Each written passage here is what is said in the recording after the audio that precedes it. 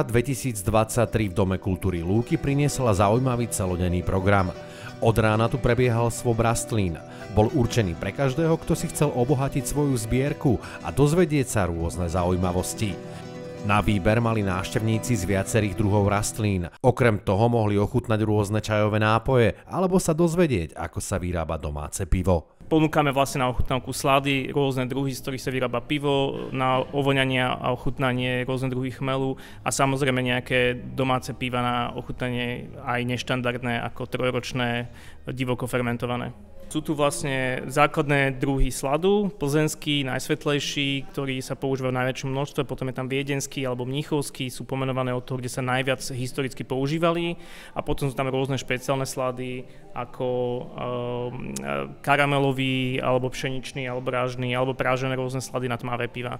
Ponúkam čínsky čaj a čajové nápoje z hrozného muštu alebo z jazminového čaju a z bazového extraktu. Čajovník je špeciálna starostlivosť, lebo čajovník veľmi je náročný na sadenie aj na kultiváciu. Ja som tu zastupujem kvetinárstvo Plantea. Robíme hlavne kytičky, ale špecializujeme sa aj na izbové rastliny, na výsadzby, rôzne dekorácie predávame. Máme tu aj preparované ružičky, ktoré taktiež predávame, robíme výzdoby. Na rad prišli aj zaujímavé tematické prednášky. Jozef Čereš nám priblížil, že flóra a hudba majú k sebe blízko. Zvukotvorba nemusí byť podmienená iba ľudským faktorom a nachádza inšpirácie aj v zdanlivo tichom svete rastlín a húb. No buď ich môžeme použiť ako perkusívny nástroj, ako to robil John Cage, keď ich vlastne ten rastlinný materiál nechával interpreta ozvučiť kontaktnými mikrofónmi a ten ich používal ako nejaké bicie nástroje alebo perkusie. Potom ich môžeme nahrávať ich v pôvodnom prostredí, ako to robí Michael Prime, keď sníma bioelektrické polia, ktoré tie rastlinné organizmy vydávajú, potom ich v štúdiu edituje a amplifikuje a z toho vzniká nejaká muzik konkrét, dalo by sa povedať, ktorá pripomína elektroakustickú hudbu svojou zvukovou podobou. Liečiteľ Anton Olšinský pripravil prednášku o liečbe bylinkami a alternatívnymi postupmi prírodnej medicíny.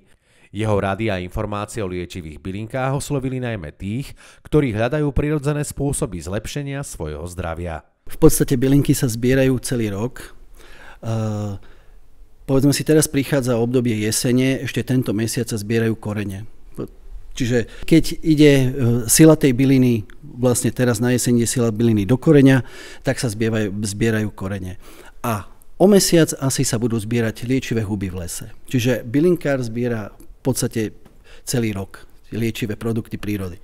Viac o mestskej farme v centre Bratislavy House Natura nám povedal Roman Gažo. Hydroponia je v podstate alternatíva k pôdnemu pestovaniu. Je to plnohodnotná metóda pestovania rastlín, takisto ako je to pôdne pestovanie, tak je takisto pestovanie rastlín vo vodnom roztoku. V podstate ono to v podstate funguje, princípy sú rovnaké ako v tom pôdnom pestovaní, a len tie formy sa trochu menia.